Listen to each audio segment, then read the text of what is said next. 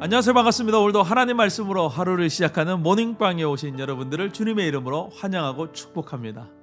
어려운 일은 한 가지로 오지 않고 항상 여러 가지가 함께 오는 경우가 더 많습니다. 그런 상황 가운데 있을 때면 우리는 참 힘들다라는 말도 나오지 않게 되죠. 여러분의 삶은 지금 어떻습니까? 힘들고 어려울 때 우리는 무엇을 해야 될까요? 오늘 우리가 묵상할 하나님 말씀은 요나 2장 1절에서 10절 말씀입니다. 요나는 바다에 던져지게 됩니다. 3절 말씀을 보면 주께서 나를 깊음 속 바다 가운데 던지셨으므로 라고 말씀하고 있어요. 요나는 얕은 바닷가가 아니라 깊은 바다에 던져졌습니다. 5절에서는요, 물이 나를 영혼까지 둘러싸우며 깊음이 나를 에워싸고. 바다에 던져진 요나는 바로 물고기 뱃속으로 들어간 것이 아니에요. 요나는 점점 깊은 바닷속으로 가라앉고 있습니다. 물이 나를 영혼까지 둘렀다라는 이 말은 물에 빠져 죽음의 문턱의 앞까지 왔다는 거예요. 5절 하반절에서는 바다풀이 내 머리를 감쌌나이다.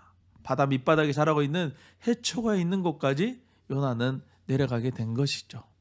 6절에서는 이렇게 표현합니다. 내가 산의 뿌리까지 내려갔사오며. 여기에 나오는 산은 바다 깊숙한 곳을 의미하는데 바닷속에도 산맥이 있잖아요.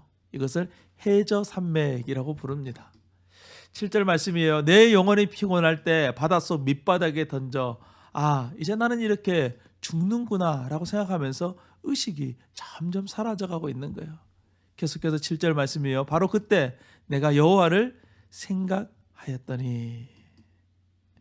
하나님을 떠나려고 했던 요나, 결국 하나님을 떠날 수 없다는 것을 알게 되자 그는 차라리 죽겠다면서 자기를 바다에 던지라고 합니다.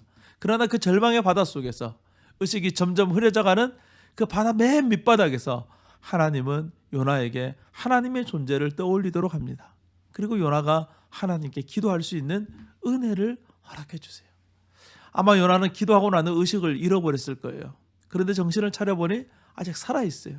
하나님은 요나를 위해서 큰 물고기를 준비하셨습니다. 요나는 자신이 살아있다는 것을 알게 되고 하나님께서 나의 기도에 응답해 주셨구나 라는 것을 그제서야 깨닫게 돼요.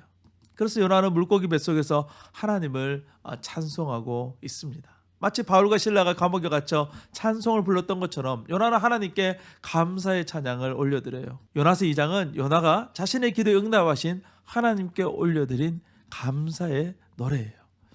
요나서 2장의 찬송은 시편에 나오는 것들입니다. 죽음의 순간에서도 요나는 뼛속까지 하나님의 사람이었던 것 같아요. 하나님의 선지자였던 것이죠.